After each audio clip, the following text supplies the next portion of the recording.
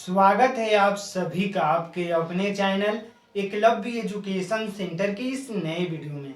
दोस्तों, आज के इस वीडियो में हम यह जानने का प्रयास करेंगे कि भिंडी की टॉप 5 वैरायटी कौन कौन सी है जो हमें सबसे ज़्यादा पैदावार देने में सफल हो सकती है। तो चलिए इस बेहद ही महत्वपूर्ण वीडियो की शुरुआत करते हैं।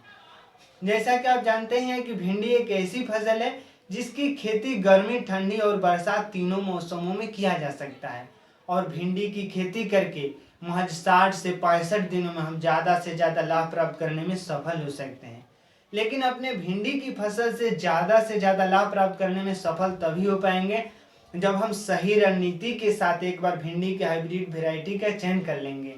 तो आइए समझते हैं कि भिंडी की सबसे ज़्यादा पैदावार देने वाली टॉप 5 वैरायटी कौन कौन सी है। तो उसमें सबसे पहले नंबर पर आता है श्रीराम प्राइवेट लिमिटेड कंपनी का झिलमिल F1 हाइब्रिड वैरायटी। यानी श्रीराम प्राइवेट लिमिटेड कंपनी का जैसे ही नाम लिया जाता है तो किसानों के जहन में यही आता है कि वह सबसे प्रतिष्ठित एक कंपनी है जो सामान्य तौर पर सभी प्रकार के बीजों को उपलब्ध कराती है बाजारों में। और इस कंपनी के ऊपर लाखों किसानों का भरोसा है और हमें भी भरोसा है कि इस झिलमिल F1 हाइब्रिड वैरायटी का चयन करेंगे तो हमें ज़्यादा से ज़्यादा लाभ प्राप्त करने की कोशिश किया जा सकता है। तो इस तरह से झिलमिल F1 हाइब्रिड वैरायटी की खेती करके निश्चित तौर पर हम लाभ प्राप्त कर सकते हैं। और उसी क्रम में दूसरा है राधिका भिंडी। यानी राधिका भिंडी जो सीड्स आता है इसकी भी खेती करके हम ज़्यादा से ज़्यादा लाभ प्राप्त करने में सफल हो सकते हैं। और इसकी खेती लगभग सभी प्रकार के मिट्टी में भी किया जा सकता है। यानी बलुई दोमट मिट्टी में भी कर सकते हैं इसकी खेती, काली मिट्टी में भी कर सकते हैं और इसके साथ साथ अगर जलोढ़ मिट्टी है अगर वहाँ पर भी खेती करते हैं तो निश्चित तौर पर हम अपनी भिंडी की फसल से ज़्यादा लाभ प्राप्त करने में सफल हो सकते हैं। और उसी क्रम में अगला है VNR Janvi F1 hybrid variety. यानी श्रीराम और VNR का जैसे ही नाम लिया जाता है तो निश्चित तौर पर बेहद ही लोकप्रिय कंपनी है। तो इस तरह से VNR Janvi F1 hybrid variety भी भिंडी की उन्नत किस्म का बीज माना जाता है और इसकी भी खेती लगभग सभी प्रकार के मिट्टी में किया जा सकता है। और अगला है सिजेंता ओकरा OH 102। यानी सिजेंता ओकरा OH 102 भी भिंडी की F1 हाइब्रिड वैरायटी है और इसकी खेती लगभग सभी प्रकार के मौसम में किया जा सकता है। यानी गर्मी, ठंडी और बरसात तीनों मौसमों में किया जा सकता है।